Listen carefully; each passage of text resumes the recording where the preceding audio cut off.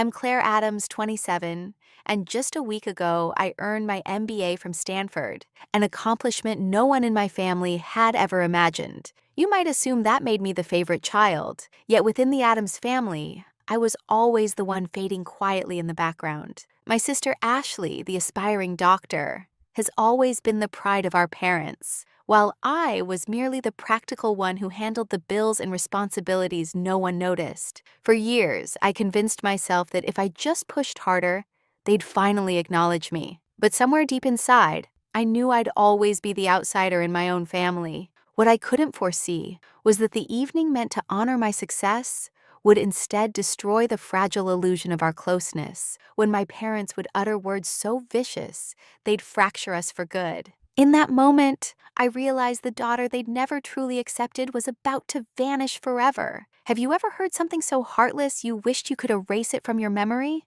especially on a day meant to lift you up? If my story resonates, maybe sharing it will help someone else rediscover their own worth. We gathered at Delmonico's, one of the most elegant spots in Seattle.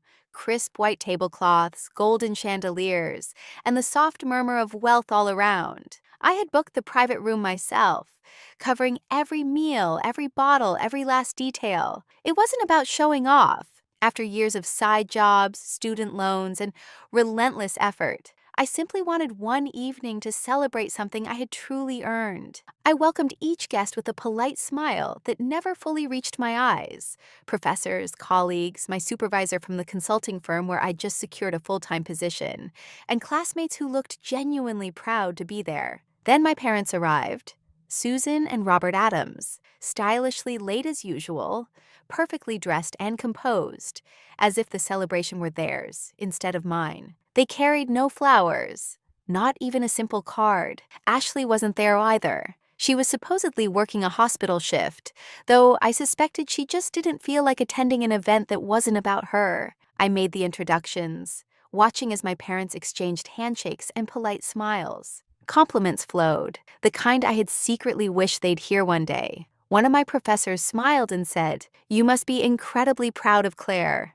A Stanford MBA is no easy accomplishment." My mother gave a small, airy laugh and replied, "We're proud of both our girls, but Ashley, our youngest, she's in med school now, pulling long hours in the ER, saving lives. That's what truly matters." Silence followed. You could almost hear the cutlery pause midair. My grin stayed fixed, rigid and practiced, like it had been fastened there just to survive the moment. A few minutes later, my manager rose to give a toast. He spoke about my determination, how I'd guided our intern team and kept everything afloat when deadlines loomed. "Claire is among the most capable young consultants I've ever worked with," he said proudly. "She's destined for great things." The applause that followed was warm and genuine. I turned toward my parents, hoping for even a flicker of pride in their eyes. My father let out a light laugh. "She's clever, sure, but Ashley, she's saving lives every day. That's the kind of pride that really matters." The words hit like a script they'd practiced, as if my whole life existed only to lead into Ashley's grand performance. The hero, the healer, the one who mattered. Around us, the table went stiff, eyes darting uncomfortably. One of my coworkers, bless her heart, tried to mend the tension. She leaned toward my mother and said gently, "Still, you must be very proud of Claire. What she's done is incredible." My mother's smile was cool, almost dismissive. "I suppose it's fine," she said. Then my father jumped back in, steering the topic once again toward Ashley's endless night shifts, rotations, and all the patients she'd helped. "Compared to a doctor," he added with a casual shrug, "an MBA doesn't quite measure up." That was the breaking point. I pushed back my chair, the sound slicing through the silence like a blade. Every conversation died. My voice came out steady, stronger than I expected. "Do you have any idea what it took for me to get here? How many nights I went without sleep? How many hours I worked while studying so I wouldn't cost you a cent?" My mother's lips pressed tightly together, a wall of quiet disapproval. My father looked at me like I was causing a spectacle. I paid Ashley's tuition. I sent money when the power was cut off.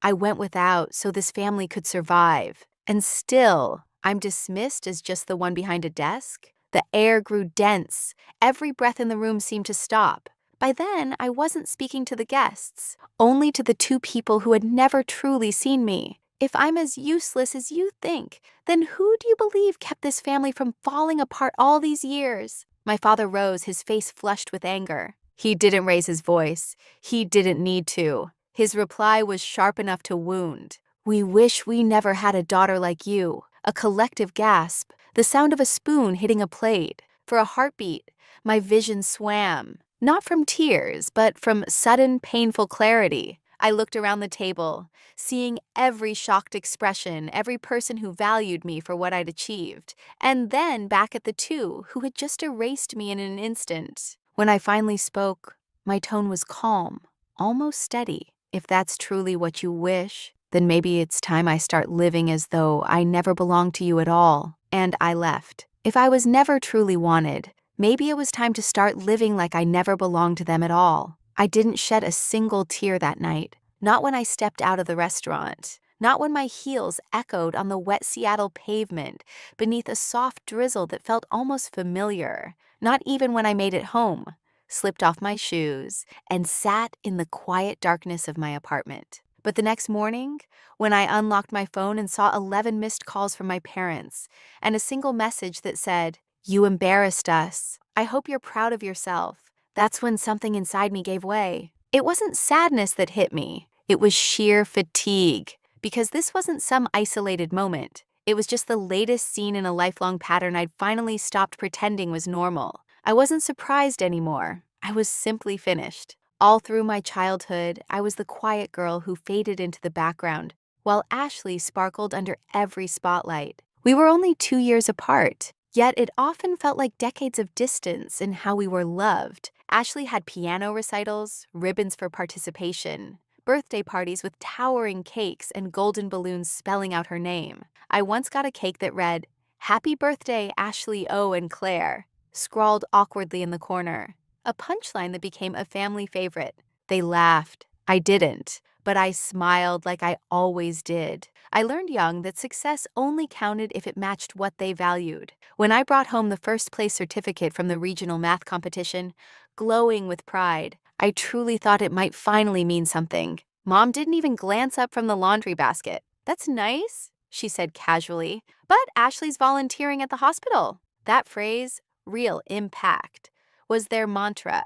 It echoed through every conversation, every comparison. Apparently, nothing truly mattered unless it came with a stethoscope. Still, I didn't quit. I kept pushing, believing that if I achieved enough one day, they'd finally say what I'd spent my whole life waiting to hear. "We're proud of you, Claire." So I kept grinding. Through college, juggling 3 jobs at once. I opened the coffee shop at dawn, scrubbed offices after evening classes, and spent weekends tutoring kids from the neighborhood. Every paycheck disappeared, toward household bills, toward Ashley's endless med school expenses. No one ever asked how I managed it. They just accepted the help, as if it were owed. Michael used to tease that I was the only person who could balance a family budget faster than I could recognize my own worth. He said it with a grin, but there was always that flicker of tenderness in his eyes afterward. Michael had been my closest friend since college, the one person who always saw past the masks I wore. His story wasn't identical to mine, but it carried the same melody. His father, a former military man, demanded obedience with an iron hand. When Michael chose art instead of engineering, the man disowned him. But unlike me, Michael didn't spend years begging for approval. "You can't water dead roots, Claire," he once told me. "It's not your fault when nothing grows." At the time, I brushed it off, thinking he was just bitter. I still believed loyalty meant giving until there was nothing left to give. But that night, for the first time, his words began to make sense. After the disastrous dinner, Michael called. I couldn't bring myself to answer, but I replayed his voicemail over and over. "Claire, I'm proud of you, not just for speaking up, but for finally walking away. Call me when you're ready to breathe again." I wasn't ready yet. Not completely, but something inside me had begun to shift. For years, I'd clung to this fragile hope that if I stayed quiet and worked harder, my parents would finally turn toward me and see me. That hope had been my lifeline. But now, I was beginning to realize that maybe freedom comes only when you stop begging for love from people who will never give it. When I left my old apartment, I didn't take much, just the basics. My laptop, a few worn clothes, the books I couldn't let go of, and one framed photo from college. Michael and me on the campus lawn, holding coffee cups, grinning like fools at a world that still felt wide open. That was before everything got messy. Before I forgot how to smile the way I did in that photo. I found a small one-bedroom place in Bellevue. Simple but cozy, with hardwood floors, white walls, and a wide window looking out onto a quiet street, shaded by maple trees. It wasn't much, but it was mine. Paid for with my own earnings. Chosen, arranged, and lived in entirely by me. No Ashley, no Susan, no Robert, just Claire. That first night, I barely slept. I lay on a mattress set directly on the floor, staring up at the ceiling, surrounded by stillness. At first, the quiet felt hollow, but the longer I listened, the more I understood it wasn't emptiness. It was peace, something I hadn't felt in years. The next morning, I opened my laptop and checked my bank account. 3 automatic transfers were lined up. One to my parents' utility bills, one to Ashley's tuition, and another toward the family mortgage. I canceled each of them. My fingers shook slightly as I hit confirm. But a strange lightness settled in my chest. No explanations, no apologies, just done. Over the next few weeks, I started piecing together a life that finally belonged only to me. Work at the consulting firm began to take off. My manager handed me a major assignment, a restructuring project for a Fortune 500 tech company. I poured myself into it, staying late, running meetings, solving problems instinctively. For the first time, I wasn't chasing anyone's praise. I was doing it for me, and people began to take notice. More invitations to meetings, more requests for input. My ideas were finally being heard. My name started circulating, not as Ashley's sister or the dependable daughter, but as Claire Adams, the rising talent. Evenings became my sanctuary. I'd come home to my peaceful little apartment, where I added pieces that felt like fragments of myself. A soft gray couch, a lamp shaped like a tree branch, a tall bookshelf to finally unbox my paperbacks. I lined the window with succulents, lit candles, and played jazz while cooking dinner for one. It felt extravagant, almost selfish, and it felt wonderful. One Saturday, Michael showed up with a bottle of wine and 2 oversized bags of Thai food. Still breathing? He joked as he stepped inside like he'd been there 100 times. I smiled. I think I'm finally starting to live.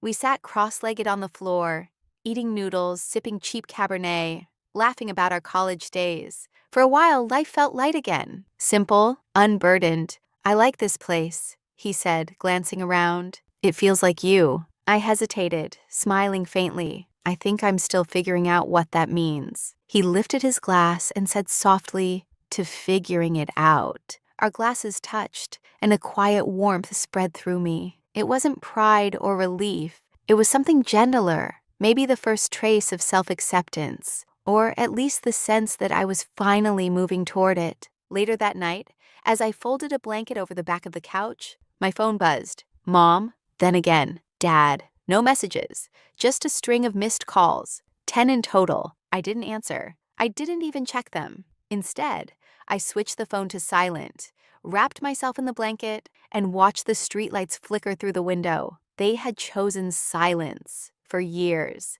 Now I was returning it, a silence they'd finally be forced to hear. Then came a knock, not gentle, not uncertain. It was firm, deliberate, demanding. The kind of knock that doesn't wait for an answer. It insists on being heard. I glanced at the clock. 4:13 p.m., a Tuesday. I'd just come back from work, still in heels, blazer slipping off my shoulders. When I opened the door, I went still. There they were, my parents, Robert and Susan Adams, standing as if nothing had ever happened. They looked immaculate, like they were paying a visit to property they still believed was theirs. My father wore a crisp button-down and polished leather shoes. My mother stood rigid in her beige trench coat, arms crossed, lips drawn tight like she was preparing for battle. I said nothing. I didn't move. We need to talk, my mother said. The last time we'd spoken, she told me I'd humiliated the family. Yet here she was, on my doorstep, pretending the wound didn't exist. Without waiting for me to respond, they walked right past and into my apartment. I closed the door slowly behind them. As if one wrong sound might set something off, they settled onto my couch, the one I'd bought myself, in the living room I'd built from my own hard work and sleepless nights, with money they'd never thanked me for. I stayed standing. "Claire," my father began, adjusting his tone into that smooth, professional cadence he used for meetings. "Ashley's run into some setbacks." Setbacks? That was the word he chose. Her hospital internship had been terminated. "Staff cuts," my mother said curtly, "and as for her tuition, the remaining balance hasn't been paid. If that doesn't get resolved soon, Ashley might have to leave the program." "And?" I asked, my tone flat. "And," my mother shot back, "we need your help." There it was. No apology, no trace of remorse. Just the same old refrain. "Help," I echoed, like it was a foreign word on my tongue. "Claire, you understand how critical this is?" My father said, his voice measured. "If she falls behind now, she could lose everything." "She?" I asked quietly. "Or you?" My mother's gaze hardened. "Don't be petty," she hissed. I let out a sharp, dry laugh that startled even me. "I gave up years of my life for this family, paid bills when the lights went out, bought Ashley's textbooks, covered her rent, her groceries. I sacrificed so she could have it all. And the one time, just once, I asked for something back, you told me I disgraced you."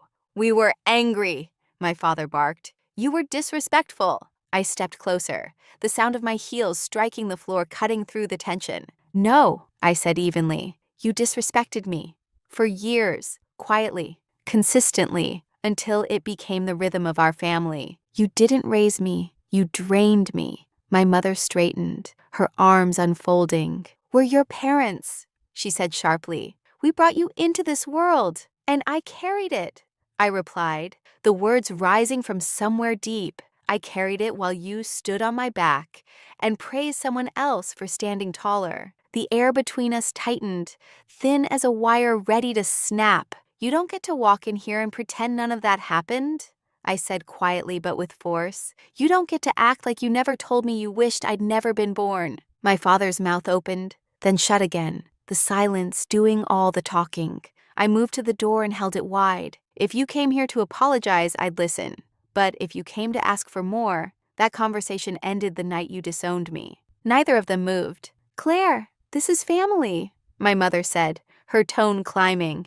"Blood is blood, not when it's toxic," I said, shaking my head and nodding toward the hallway. They left stiffly, wordless. But before stepping through the doorway, my mother turned and said, "You'll regret this. Someday you'll realize you need your family." I met her eyes without blinking. "I already have one. It just doesn't include you." The door closed behind them with a soft click, and for the first time, there was nothing inside me but quiet. No guilt, no fear, no doubt. Just air, cool and clean, still, free. This time, when the door shut behind them, I didn't cry. I smiled. The weeks that followed moved in quiet rhythm. No calls, no texts, just silence. The same silence they once demanded from me. Except now it wasn't submission, it was strength. It wasn't the silence of someone shrinking.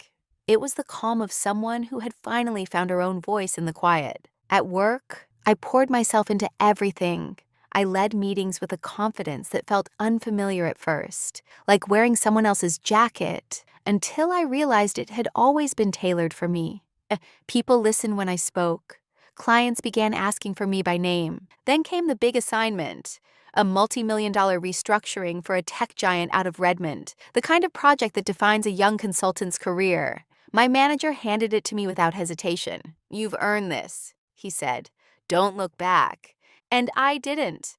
For 6 weeks, I lived and breathed that project. Strategy sessions, late-night slide decks, pivot tables spinning across the screen until my eyes stung. But it didn't feel like burnout this time. It felt like purpose. Sharp, alive, mine. At night, I came home to an apartment that finally felt complete. The gray couch scattered with soft pillows, shelves neatly stacked with books I'd once kept boxed away, candles glowing faintly in the corners, filling the room with quiet warmth. It wasn't the house I grew up in. It was the home I'd built for myself, one emotional brick at a time. Michael stopped by often, Sometimes we didn't even talk, just shared leftovers in comfortable silence. Other nights, we played old records and argued about our college playlists. "You're different," he said once, leaning back on my couch, glass of red wine in hand. I looked at him, curious. "Different? How?" "You seem whole," he said softly, like you finally stopped waiting for someone to choose you. I didn't answer.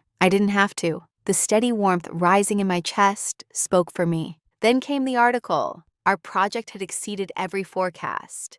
The client renewed, doubled their investment, and credited our team's strategy publicly. And there it was, my name, bold and unmistakable, front and center. A local business magazine reached out for an interview. I said yes, though a part of me hesitated. I wasn't accustomed to being visible, but during the interview, I told the truth. Not just about the project's success, but about the road that led me there. Without pointing fingers, I spoke about what it means to grow up unseen, to chase validation that never comes, and to finally stop needing it. The article was titled Rising Star, Claire Adams on Leading Through Resilience. It spread fast. First hundreds of likes, then thousands. My inbox filled with messages from strangers who said my words felt like their own. People confessing that they cried reading them. One sentence kept getting shared over and over. "You don't have to earn love from people who use it as a weapon." Michael texted me a screenshot circling that line. "Damn, Claire," he wrote. "You started a quiet revolution." But not everyone stayed quiet. Emails began flooding in from my parents. Clipped, angry, seething. "You've humiliated this family. How dare you speak about us in public? Ashley's struggling and you're out there showing off." I didn't answer. They shifted from guilt to accusation, and finally, back to silence. And I stayed still. For once, I didn't feel compelled to defend, explain, or repair. I let it shatter. And this time, I didn't rush to pick up the pieces. And somehow, when everything else had fallen apart, I hadn't. One evening, I stood before my floor-to-ceiling window, a glass of wine in hand, watching the Seattle skyline glitter, as if it were quietly rooting for me. I thought of that younger version of myself, the one who used to send half her paycheck home, waiting for gratitude that never came. I remembered that dinner, that single cruel sentence, "We wish we never had a daughter like you." And then it hit me. I used to believe silence meant surrender. Now I understood. Silence could be strength. The celebration I threw wasn't extravagant. It was small on purpose. No upscale venue. No obligatory guest list filled with names I barely recognized. Just a handful of close friends, colleagues who'd stood by me when life unraveled. And Michael, naturally, who arrived with 2 bottles of wine and a ridiculously large cheese board he insisted on arranging himself. It wasn't a party for achievement. It was a toast to endurance. I had just signed a leadership contract with the firm. Not something gifted to me, but a position I'd earned and negotiated entirely on my own. No one else's influence shadowed it. No strings tugged from behind. The apartment glowed in warm amber light. Soft jazz and indie tracks filled the background. Beyond the windows, Puget Sound shimmered under the night sky, the city pulsing gently, alive. Laughter rippled through the room. Someone raised a glass in my honor, and I laughed too. Not the practiced polite sound I'd once used to fill silence, but a genuine, unrestrained laugh, the kind that feels like breathing again. No one brought up Ashley. No one mentioned my parents. No one gave me that look of sympathy I'd grown used to. What I saw instead was pride and something softer, something that finally felt like love. Michael tapped his glass against mine and smiled. "Look around you," he said, gesturing toward the laughter and light. "This is the family you built, Claire.